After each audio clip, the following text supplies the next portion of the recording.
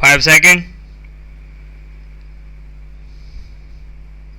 Sir, several questions raised regarding the Defense Ministry and the External Affairs and Irrigation Ministries have been clarified by my colleagues from those ministries.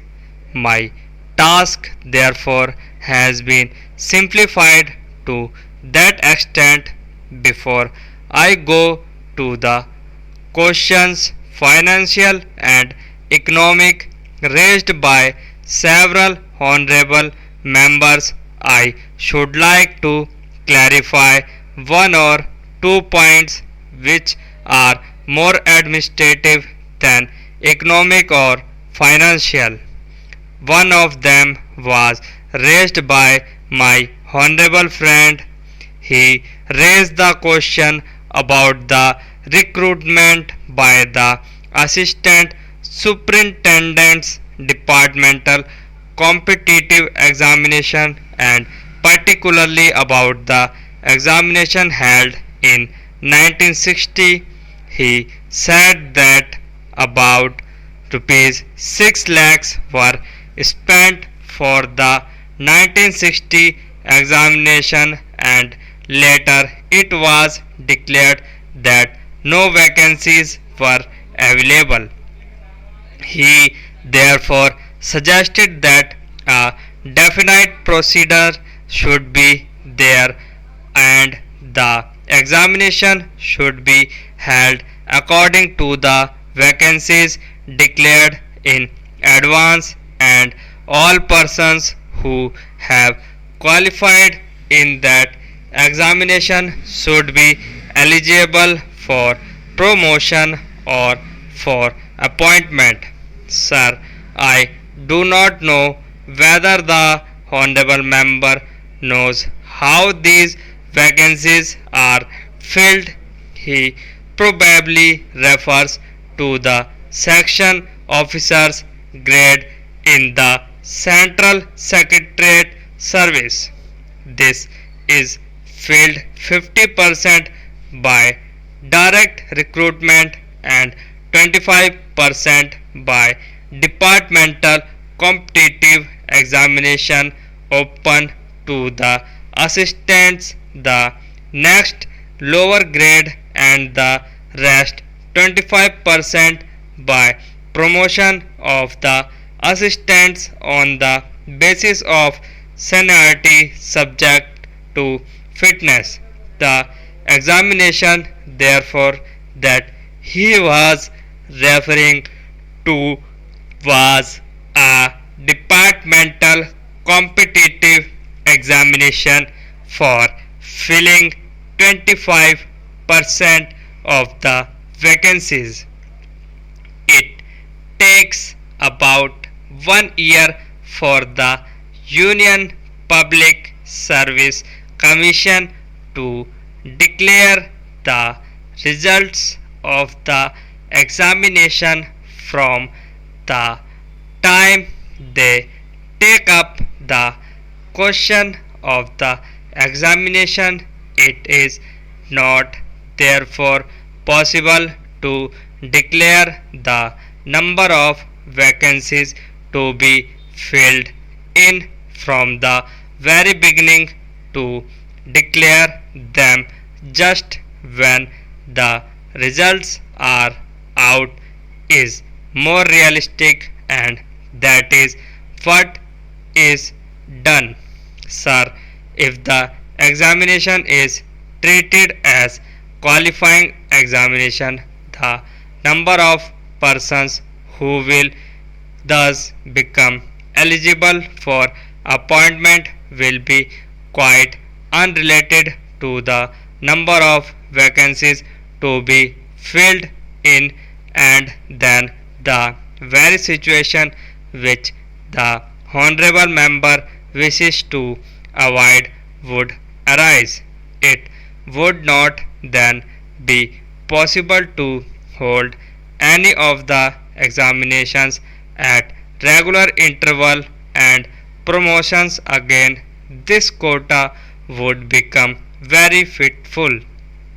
The honorable member also suggested that the rules from the recruitment and promotion etc. should be uniform for all ministries whether participating in the central secretariat service scheme or not. It must be, and this is so, except for the Ministry of External Affairs and the Railways. These have different rules, but these rules are very much similar and there is not much difference.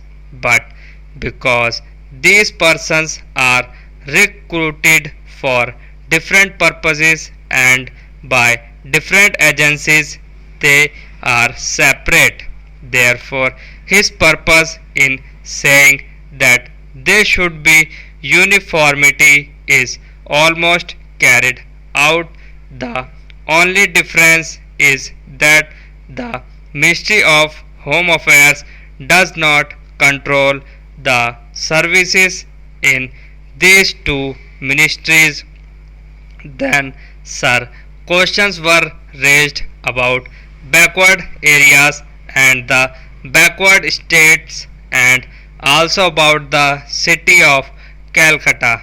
If the budget is properly scrutinized, it would be found that assistance is provided for the states, particularly the backward states, and the Finance Commission, which assesses the overall recruitments of the states, take this into consideration and makes it recommendations which are carried out every time the Finance Commission's recommendations are received, and they are received periodically according to the Constitution.